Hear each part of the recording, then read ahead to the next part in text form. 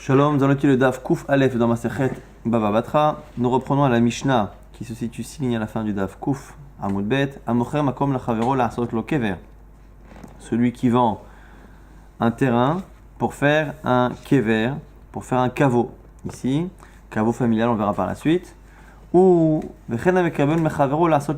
celui qui est payé pour fabriquer un caveau. Là aussi, encore une fois, on va estimer que la personne a fait ce qu'on lui demandait lorsqu'elle a laissé une certaine superficie ou lorsqu'elle a construit une certaine superficie. Et on verra ici qu'on a une double marloquette entre Tana Kama et Rabbi Shimon. Alors, avant d'avancer, on va essayer d'expliquer tout de même la forme qu'avaient justement ces caveaux. Donc, on avait d'abord ce qu'on appelle un khatser, on rentrait dans un carré qui faisait donc 6 amot sur 6 amot. Et à partir de ce khatser, qui était vraiment un endroit, une sorte de patio, on avait plusieurs, ce qu'on appelle meharot. Donc meharot, ce sont vraiment des caveaux. Et là aussi, dans ces meharot, on avait d'abord une petite entrée, et autour de cette entrée, on avait des tombes à gauche, à droite et en face de l'entrée. Et on verra justement la marloquette entre Tana Kama et Rabbi Shimon. Là, pour l'instant, on ne parle pas de la première partie, la partie centrale, ce qu'on appelle Khatser. On parle d'abord des Meharot, donc des petits caveaux. Alors on dit d'abord Ose Tocha Shel Mehara Arba Amot Al Shesh. Il fera donc une Mehara. Chaque Mehara devra faire 4 Amot sur 6 Amot, en sachant encore une fois qu'une Ama revient un peu plus que la moitié d'un mètre, un peu plus que 50 cm. Alors ici on nous dit quoi? Upoteach Le Tocha Shmona Kuchim. Et de part et d'autre de cette Mehara, on va faire Shmona Kuchim. Donc Kuchim, ce sont les tombes à proprement dites, et dans lesquelles on enterre les gens. À l'époque, on les enterrait directement dans la terre, comme en Israël aujourd'hui. Les Tocha Shmona Kuchim, 8 Kuchim. Comment? Shlosha Mikan ou Shlosha Mikan, 3 à gauche, 3 à droite. Ou Shnaim Mikenegdan, et 2 en face. Vous verrez dans le DAF suivant, vous aurez des dessins du Rashbam. On va éviter de regarder ce Tosfot pour ne pas trop se mélanger, mais selon Rashbam, vous verrez que le dessin est assez clair. Donc 3 à gauche, 3 à droite. Et Kuchim, Orkan, Arba. Maintenant, quelle est la dimension de chaque cour, de chaque tombe elle-même? Orkan, la longueur, c'est 4 amot. Alors pourquoi 4 amot? Parce qu'on estime que la taille d'une personne est de 3 amot. C'est pour ça qu'on part du principe qu'une ama fait à peu près entre 55 et 60 cm, ce qui fait qu'avec 1m80, 1m75, on a la longueur d'une personne, et on rajoute une ama pour laisser la place des personnes qui tiennent le corps à la tête et aux pieds pour pouvoir le déposer en terre. Et Kuchin, Orkan, Arba Amot, donc la longueur c'est de 4 amot, Veruman, Verochban, Shisha. Donc on nous dit ici que la hauteur, donc la profondeur, et Rorban, la largeur, c'est 6 tfachim. Donc ici, quand on parle en tfachim, Mechila, la hauteur, elle est de 7 tfachim, et Rorban est la hauteur de 6 tfachim. 6 tfachim, ça revient à une ama. Donc finalement, la largeur. Donc la largeur, c'est une ama. La longueur, c'est 4 amot. On a dit 6 parce que 6, encore une fois, c'est 6 tfachim. On est resté en tfachim. Et la profondeur, c'est 7 tfachim, ce qui revient à peu près à un tefar de 10 cm, donc à peu près 70 cm de profondeur. On a dit donc une amma de largeur, ça va à peu près un peu plus que 50 cm, et une longueur de 4 amot. Ça, c'est un akama. Rabbi Shimon Omer, en setocha shel mehara shesh amot al shmoné. Lui pense que la mehara, au lieu de faire 4 sur 6, elle fait 6 sur 8. En sachant évidemment que quand on dit 4 sur 6 ou 6 sur 8, la partie longue, 6 dans la première, c'est un akama, et 8 selon Rabbi Shimon, c'est la partie gauche et droite où il y a le plus de tombes. Et du coup, lui, pourquoi il en fait une plus longue? Et il dit que chaque mehara comporte 13 mechila, 13 tombes. Arba mikan, 4 à gauche, Verba mikan, 4 à droite, ou shlosha mi kenegdan, 3 en face, ve'ordachan mimin petach, ve'echan mimin smol. Alors là, ici, les deux dernières seront justement le sujet d'une discussion dans la Gemara, parce qu'il y en a deux autres, une à gauche et une à droite de l'entrée. Et on verra, enfin par rapport en tout cas à la direction de l'entrée, et on verra comment on situe exactement ces deux tombes-là. Donc, encore une fois, on répète que l'on a ici des Meharot, donc des caveaux, et on a une marloquette Tanakama et Rabbi Shimon. Quelle est la superficie de ces caveaux et combien de tombes la personne qui s'engage à construire ou qui s'engage à donner un terrain doit laisser comme place. Alors, encore une fois, selon Tanakama, c'est une mera qui doit l'entrée du caveau, l'endroit où on va déposer d'abord le défunt avant de l'enterrer. Cet endroit-là, justement, faisait 4 amot sur 6. Et à gauche et à droite, on enterre 3 personnes. Et en face, 2. Donc on arrive à 8 personnes. Alors que, selon Rabbi Shimon, on a d'abord un rectangle qui fait non pas 4 sur 6, mais 6 sur 8, qui est l'entrée de la Mehara. Et de part et d'autre, on n'a pas 3, 3 plus 2. On a 4, 4 plus 3. Et plus 2 autres qu'on verra éventuellement. Donc 4, 4 plus 3, ça fait 11. Et 2 qui sont censés être à gauche et à droite de l'entrée, qu'on verra plus tard comment elles sont placées. Autre marloquette, c'est non pas maintenant les Meharot, mais c'est vraiment la pièce centrale qui va donner elle-même sur plusieurs Meharot. C'est le Khatser. Il va aussi Khatser Alpi Mehara. Il fera un Khatser Alpi Mehara. Alpi Mehara, selon certains commentaires, ce Khatser-là était censé être un peu surélevé par rapport justement aux Meharot, de telle sorte à ce que l'on descende pour arriver dans les Meharot. Et là, si vous regardez les dessins qui sont à droite de la Gemara, vous avez assez clairement le Khatser selon Rashbam et après selon selon Tanakama, selon Rabbi Shimon. C'est Khatser Alpi Mehara, donc il finit Khatser légèrement au-dessus de la Mehara. Shesh al Shesh. Là, ici, tout le monde sera d'accord que ce Khatser-là sera un carré de 6 sur 6, Kemelo Amita Vekovrea, pour laisser justement la place à la fois au lit, c'est-à-dire à la personne qui est décédée, et à la fois à ceux qui viennent l'apporter, ou Potach le Torah. Maintenant, ce Khatser, Shte Meharot, il doit donner sur 2 Meharot selon Tanakama. Achat Mikan, Achat Mikan, une de part et d'autre, donc une à gauche, une à droite. Rabbi Shimon Omer, selon Rabbi Shimon, puisque c'est un carré de 6 sur 6, il dira que sur chaque côté, donc dans les 4 directions, on fera une mera. Rabbi Shimon Omer, Arba ale Arba Ruchotea, 4, 4, des 4 côtés, des 4 coins cardinaux. Et là, on ne peut pas mieux expliquer que les dessins que l'on voit ici dans la Gemara. Donc vous voyez, quand vous avez la Gemara, donc à droite de la Gemara, vous avez le commentaire de Rashbam. Vous avez le premier dessin qui correspond à ce qu'on appelle finalement le kever complet selon Tanakama. Au milieu, donc on a bien Khatser, Vav al Vav, donc c'est la cour qui fait 6 amot sur 6 amot. De part et d'autre, vous avez à chaque fois un caveau avec une pièce, une mera qui est censée être l'endroit où on dépose le défunt avant de l'enterrer. Et donc cette pièce-là fait 4 sur 6. Et vous avez vu que de part et d'autre, on enterre 3, 3 et 2. Pareil dans celle de l'autre côté. Donc on a un Khatser de 6 sur 6 qui donne sur 2 merot. Et dans chaque mera, on a 8 personnes. Donc en tout, on a de quoi enterrer 16 personnes. Dans le dessin qu'il y a en dessous, c'est la version de Rabbi Shimon qui est en désaccord sur 2 points. Premièrement, il estime que le Khatser de 6 sur 6, sur lequel personne ne discute, mais lui pense qu'il ne donne pas sur 2 caveaux, 2 petits caveaux, mais sur 4, des 4 côtés.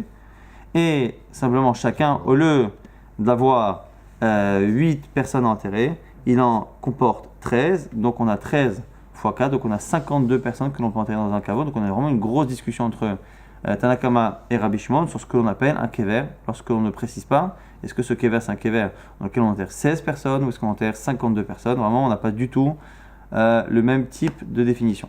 Rabbi Shimon Megamel Omer, Akol, les filles à Sela.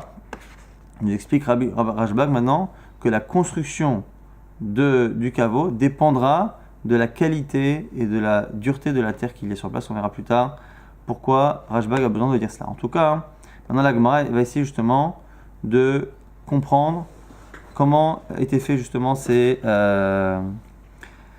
Meharot. Le problème, il est plus sur Rabbi Shimon. La Gemara pose une question tout de suite. Donc Rabbi Shimon, rappelez-vous, il a dit qu'on avait des Meharot qui faisaient 6 sur 8 amot et à gauche et à droite, on enterrait 4 personnes, en face 3, et après on a ces fameux 2 qui sont à gauche et à droite. Et c'est ces fameux deux tons qui posent problème. La Gemara dit Ané, Trele, Echash, Adeleu. Où veux-tu mettre ces 2 tons? Où veux-tu mettre ces 2 tons? Tu rentres dans la Mehara, dans chaque Mehara, on a dit qu'il y en a une au nord, une au sud, une à l'est, une à l'ouest. Quand tu rentres, tu as à gauche vers l'extérieur, donc tu as 4, 4 à droite, 3 en face, les deux autres qui sont à gauche et à droite de la porte. Où les mets-tu? Où veux-tu les poser? I les barailles, si tu veux les mettre à l'extérieur, c'est-à-dire à l'extérieur du khatser, mais donc à l'intérieur finalement de la mehara. À ce moment-là, Amikat Shelihu, on a un problème, c'est qu'on va marcher finalement dessus. Et on a un problème ici de marcher justement sur les tombes. Alors vous allez me dire que selon Rabbi Shimon, on est obligé de marcher sur les tombes. Pourquoi? Parce que regardez, vous avez vu qu'on a un khatser. Le khatser n'est accessible et n'importe quel mehara n'est accessible qu'en passant par une autre mehara, puisqu'il n'a pas laissé comme Tanakama la possibilité de passer ailleurs. Tanakama a mis un khatser avec des meharot à gauche et à droite, donc on peut rentrer par le haut, par le bas, on peut rentrer sans marcher sur les tombes. Mais dans la configuration de Rabbi Shimon, on est obligé de marcher sur des tombes extérieures avant d'arriver au khatser ou où que ce soit.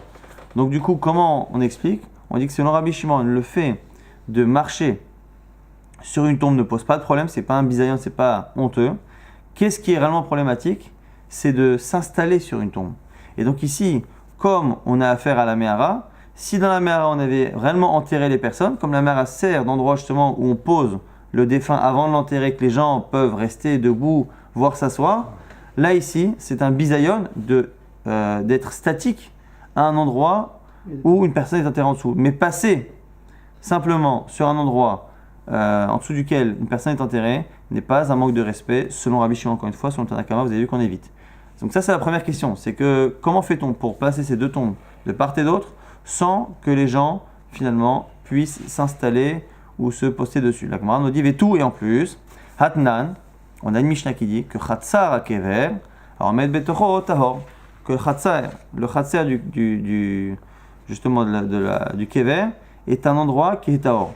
Donc si on le met à l'extérieur de la mehara, et donc on le met forcément dans le khatser, on a un souci, c'est parce qu'on a une Mishnah qui nous dit que c'est un endroit qui est tahor, qui est pur, et que presque dans l'absolu, un Kohen pourrait s'y trouver. Donc on a deux problèmes, c'est que premièrement, le fait de mettre à l'extérieur, donc dans le khatser, de mettre les deux tombes de part de la porte, serait un bisayon, un manque de respect pour le défunt, parce que c'est un endroit dans lequel on a l'habitude d'être statique, et que c'est un manque de respect d'être statique au-dessus d'un corps qui est enterré.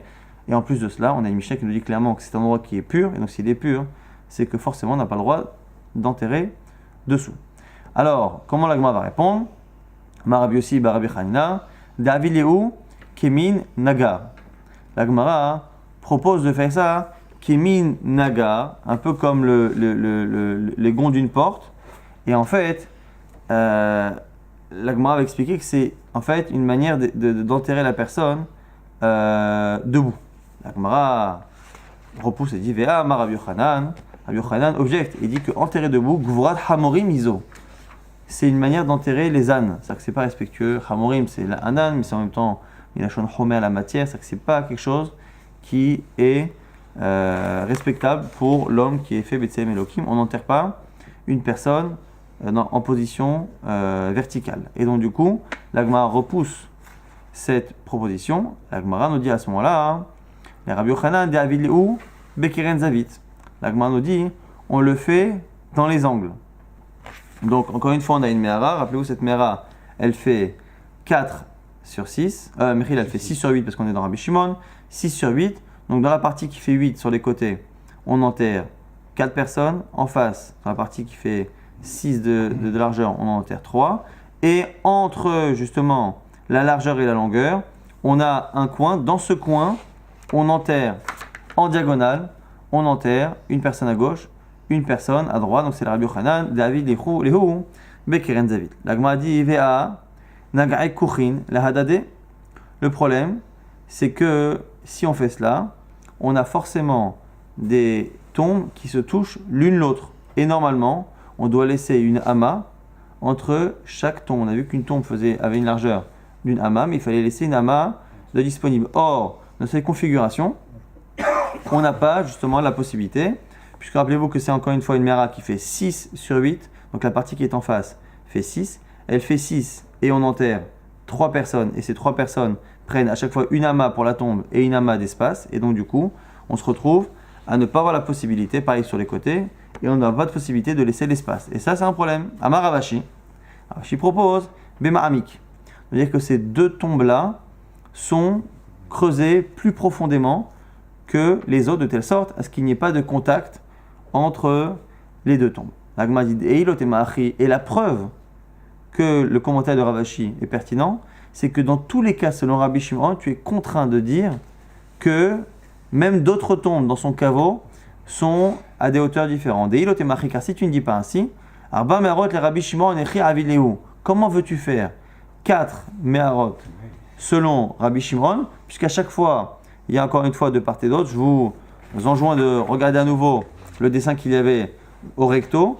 On voit bien ici que dans chaque Mehara, donc imaginons qu'on a la Mehara qui est au-dessus, vous voyez bien qu'à sa gauche et à sa droite, on a une tombe. Le problème, c'est que les deux premières tombes qui sont à gauche, ont l'air de poser problème et ne pas pouvoir laisser la place aux tombes qui sont à droite de la Mehara qui est à gauche de l'entrée. Et donc du coup, à chaque fois, selon la Gemara, Hakanage Kuchinadade, tu vois bien qu'ils se touchent. Et là, Bemaramik, tu es obligé de dire là-bas que pour que les tombes puissent coexister, il faut que certaines soient plus profondes que d'autres. Achanami, Bemaramik. Et donc du coup, tu n'as aucun problème à expliquer que celles aussi qui sont en face, qui sont Béalarson, qui sont en diagonale, sont également plus en profondeur.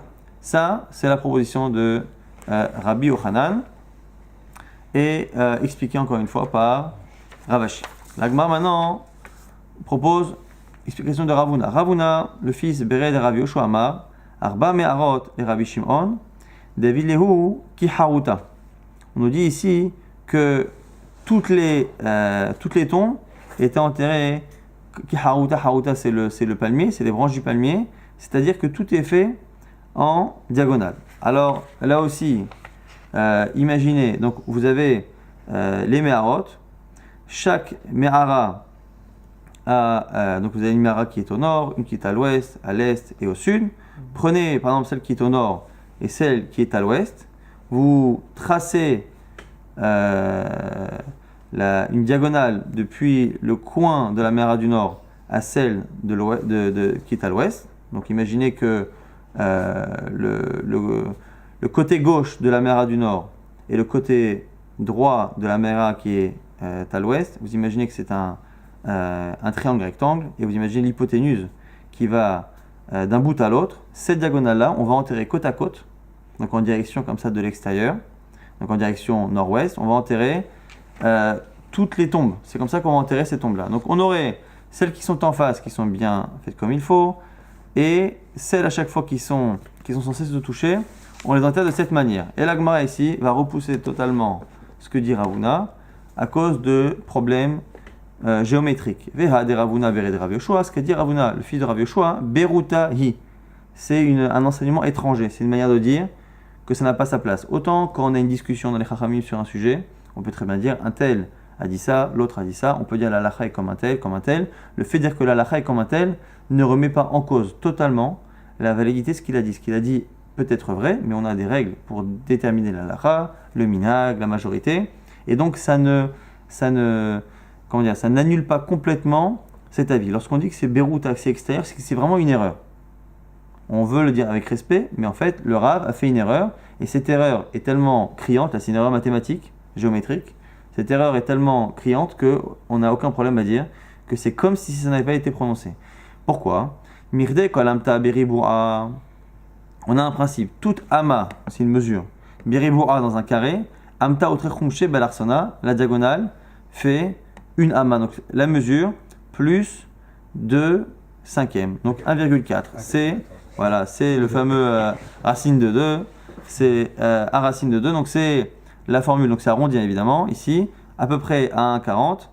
Quand on a donc deux côtés d'un carré, la diagonale en général revient à 1,4 fois le côté. Et là ici encore une fois, ces côtés, c'est pas les Meharot elles-mêmes, parce que ce ne sont pas des carrés, puisque les Meharot font 8 sur 8. Simplement, encore une fois, lorsque l'on a affaire à la Mehara qui est au nord et celle qui est à l'ouest, le côté gauche de celle qui est au nord fait 8, le côté droit ou en haut de celle qui est à gauche fait 8 également. Donc ça, on pourrait imaginer un carré, on a 8 sur 8, et donc la diagonale qui est entre les deux fait 8 fois 1,4. Donc là, nous dit Kama Veleo, combien ça fait Chad Sre Vechumsha, Ça fait 11 plus un cinquième, donc c'est 11,2. Et la Gemara nous dit Kacha, Kuchin, Kamhavu. Et donc combien on a de personnes à enterrer dans cet endroit? Tmania, on en a 8, puisque cette diagonale-là est censée couvrir les 4 qui auraient dû être mis à gauche de la Mera qui est au nord et les 4 qui sont à droite ou en haut de la Mera qui est à l'ouest. Et donc on en a 8.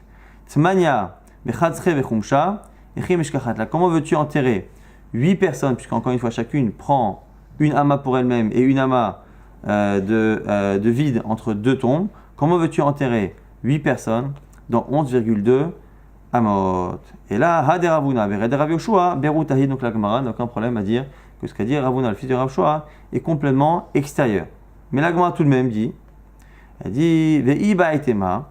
Et si tu veux donc proposer encore une fois une solution pour expliquer comment on fait pour faire ces 2 tombes-là qui sont censées être mis en diagonale mais qui ne doivent pas toucher, la Gemara dit Vei Baetema, si tu veux dire, Kedama Rav Shisha, Bered Ravidi, comme a dit Rav Shisha Bar Idi.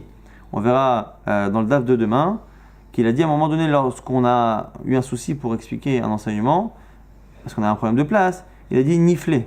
Là-bas, il a dit ce sont des tombes pour des nourrissons. À Hanami, il a aussi béniflé. Malheureusement, jusqu'à une époque assez récente, il y avait beaucoup d'enfants qui mouraient jeunes, et donc très souvent dans une famille. Là, on a affaire ici, selon Rabbi Shimon, à un caveau pour une famille de 52 personnes, et il était très souvent. Il était plausible que sur 52 personnes de la famille qui décédaient, il y avait 2 Néphalim, donc on faisait une place pour les nourrissons, et cette place-là est tellement petite qu'elle permet justement de faire en sorte que les tombes ne se touchent pas. On va rapidement enchaîner quand même sur le début de la Mishnah suivante, même si on ne pourra pas terminer cette suga. Nanatam, il y a une Mishnah qui nous dit Amotse met mushkav kedarko, celui qui trouve quelqu'un qui est décédé, mushkav kedarko, allongé comme il faut. On voit qu'il a été mis là-bas, Bechavana, avec intention, et qu'il a été enterré comme un juif. À ce moment-là, notlo, si on doit le déplacer, ve'et fusato, il faut le déplacer avec la terre. C'est une halakha que lorsqu'on déplace quelqu'un qui est enterré comme il faut déplacer avec la terre. Encore une fois, les gens étaient enterrés dans la terre. Shnaim 2, notlam, ve'et fusatan, pareil, on peut en enlever les deux, avec fusatan, avec la terre qu'il y a autour. Matzah shlosha, s'il a trouvé 3 personnes enterrées comme il faut. Imiesh benehem, s'il y a entre le premier et le troisième, merba hashmoné, entre 4 et 8 amot, et on verra par la suite que ça inclut l'espace même, enfin la largeur des corps eux-mêmes, à réseau shrunat gvarot, ça s'appelle un endroit où il y a, ça s'appelle un caveau plus ou moins, ou un endroit où il y a déjà plusieurs personnes enterrées, et on n'a pas le droit à ce moment-là d'y toucher, mais encore une fois, on laissera ça pour le date de demain. On va rapidement récapituler ce qu'on a vu dans le DAF. On a vu une double marloquette, Rabbi Shimon et Tanakama, sur la définition d'un caveau. En quoi c'est important? Si on achète un terrain pour savoir quelle est la superficie qu'on doit me laisser pour construire, ou si je paye un constructeur pour me construire un caveau, à ce moment-là, on va avoir une discussion Tanakama et Rabbi Shimon sur quelle est la définition du caveau que la personne est censée construire, ou quelle est la superficie qu'il est censé donner. Double marloquette encore une fois. Ce qui est en commun d'abord, c'est qu'on a au milieu de tout cela, on a un khatser. On a une cour de 6 sur 6. On a appris que ce khatser, comme il était tahor, il était pur. Et donc on ne peut pas enterrer les gens en dessous. Et en plus, comme on doit rester là-bas, poser le corps, s'asseoir, cet endroit-là, ce patio, ne peut pas avoir de corps, à la fois parce qu'il doit être pur comme c'est marqué dans une Mishnah, et à la fois parce que c'est un manque de kavod, selon tout le monde, même selon Rabbi Shimon, de s'asseoir ou de rester statique au-dessus d'un corps. Maintenant, ce khatser-là, selon Tanakama, ne donne que sur 2 meharot, à gauche et à droite, alors que selon Rabbi Shimon, ça donne sur 4 meharot, ouest, est, nord, sud.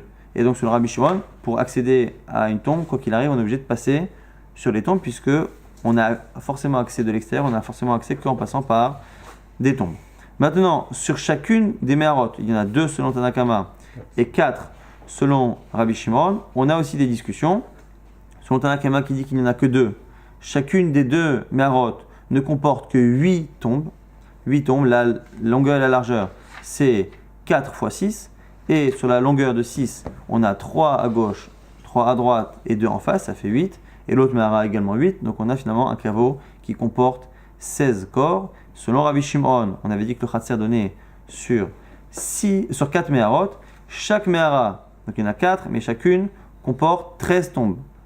4 à gauche, 4 à droite, 3 en face, et les 2 autres qui sont censés donc être de part et d'autre de la porte, et on avait vu que selon Rabbi Yochanan expliqué par Ravashi, c'était en diagonale. Donc entre le côté et le côté qui est à gauche ou à droite et celui qui est en face, on a 2 coins. Dans les coins, on enterre à ce moment-là cette personne-là, soit en profondeur, si c'est une tombe d'adulte, soit, comme on a tenté d'expliquer à la fin, que c'était une tombe qui était finalement pour des phalim, pour des nourrissons, et à ce moment-là, on avait la place. Encore une fois, on a vu que chaque tombe avait une largeur d'une ama et une profondeur de 7 tfachim, à peu près 70 cm. On a vu qu'il fallait laisser une ama de libre entre deux tombes. Donc après, en général, une tombe prenait du coup 2 amot, une pour elle-même et une d'espace avec la prochaine. Et je crois que nous avons résumé tout cela. On a vu aussi Rashba qui disait que la construction devait dépendre de la solidité du type de terrain que l'on avait, mais ça on verra ça dans la suite. Et on a vu à la fin que lorsqu'on trouvait quelqu'un qui était enterré, encore une fois, Kedarko, c'est-à-dire comme un juif, comme le demande la halakha, si on doit le déplacer, on est contraint de le déplacer avec la terre qu'il y a autour. 2 aussi, 3, on estime que ça s'appelle déjà un cimetière et donc on ne peut pas les déplacer. Pourquoi on a dit Kedarko? C'est parce que si la personne n'est pas enterrée selon la manière juive, c'est soit un non-juif, soit un juif qui n'a pas été enterré comme il faut, et à ce moment-là, on peut le déplacer même sans prendre tout ça, sans prendre les morceaux de terre qu'il y a autour.